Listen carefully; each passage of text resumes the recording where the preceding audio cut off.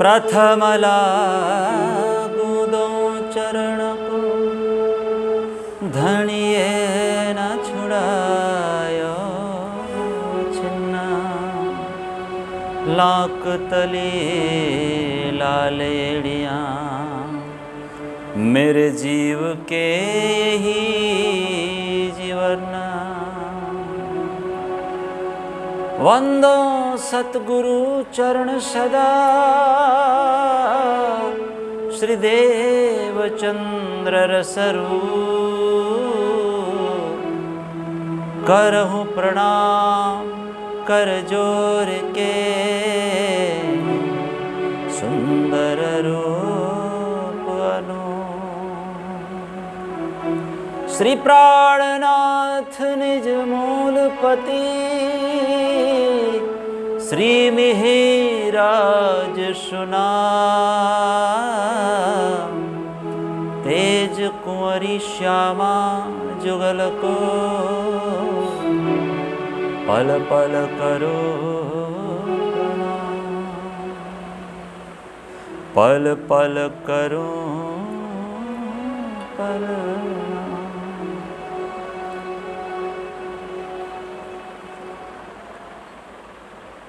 नाथ फकीरी YouTube channel में आप सभी का तहे दिल से स्वागत। वास्तविक व्यक्तित्व किसे कहते हैं? हम 2-3 दिन से इस विषय पर चर्चा श्रवण करते आ रहे हैं।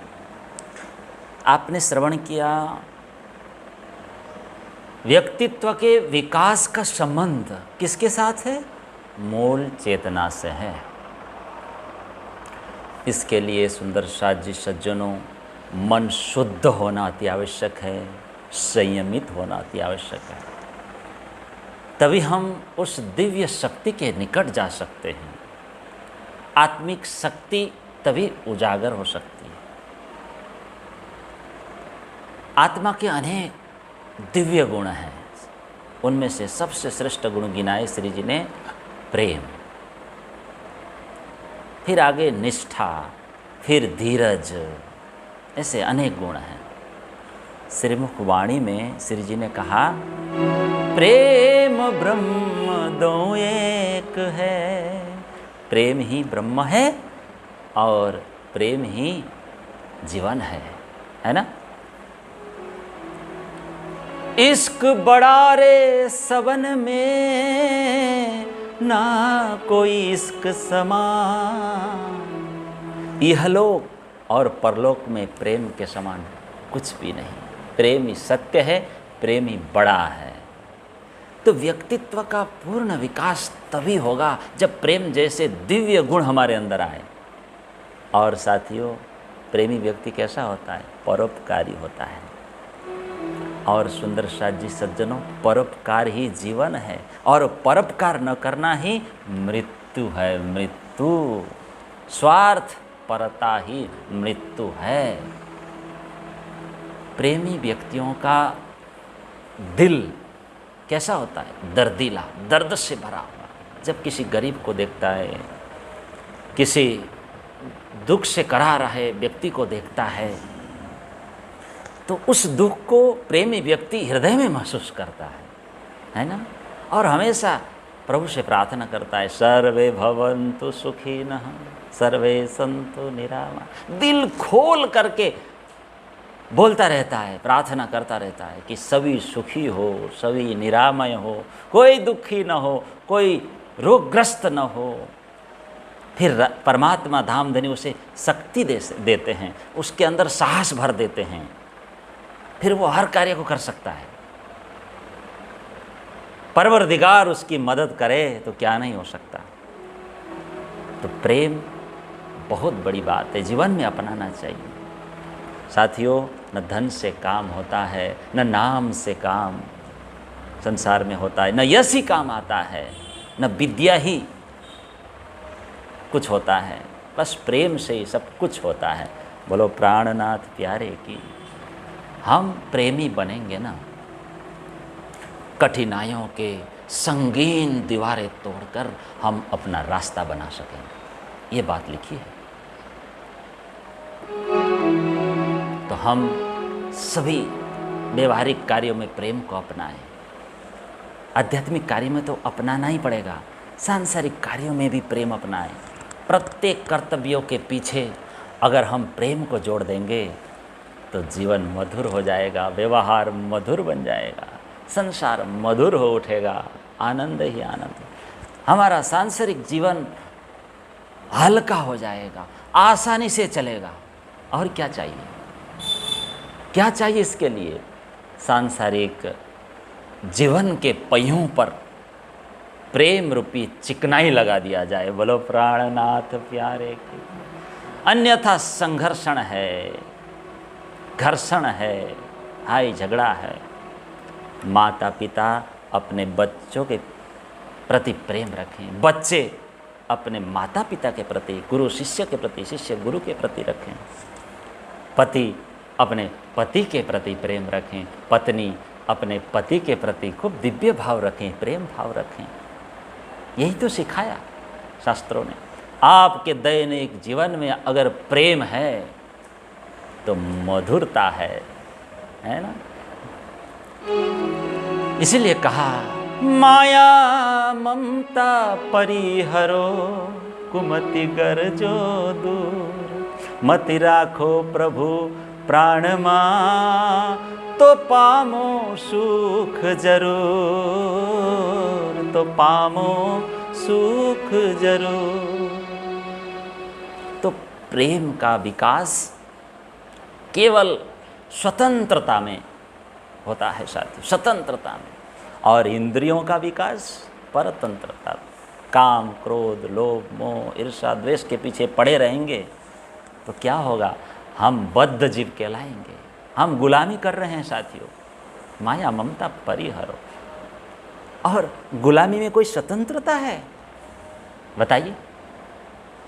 तो अपने जीवन के इन सारे जो क्षुद्र संघर्ष है जीवन के, जिसके पीछे हम भाग रहे हैं, इनमें अगर हम धीरज धारण करेंगे, सहिष्णु बने रहेंगे तो स्वतंत्रता की सर्वोच्च अभिव्यक्ति को पा लेंगे। बोलो प्राणनाथ प्यारे की। इसीलिए धीरज धरो, धीरज धारण करना चाहिए, संघर्ष करते जाना चाहिए। अविराम संघर्ष, अविराम संघर्ष करते चले। जब चारों ओर अंधकार ही अंधकार दिखता है चारों ओर, तब भी संघर्ष करते रहना है। क्या? तब भी संघर्ष करते रहना है। थोड़ा थोड़ा उजाला दिखाई दे, उजाला, तब भी संघर्ष करते करते ही चलना है। डरना नहीं है। अंधेरे से क्यों डर? धीरज धारण करते हुए जीवन में आगे ही बढ़ते जाना है साथियों, है ना। यूँ तैयारी कीजिए, आगू करनी है दौड़, प्रेमी बनते जाना है। और प्रेम कभी निष्फल नहीं होता, निष्फल नहीं होता साथियों। प्रेम कभी निष्फल नहीं होता, ये बात ध्यान रखना। इश्क बड़ा रे सबन में ना कोई इश्क समान। श्री जी ने कहा प्रेम ही सत्य है, वही बड़ा है। प्यारे सज्जनों, कल हो या परसों या युगों के बाद, बस प्रेम की सत्य की विजय अवश्य होगी।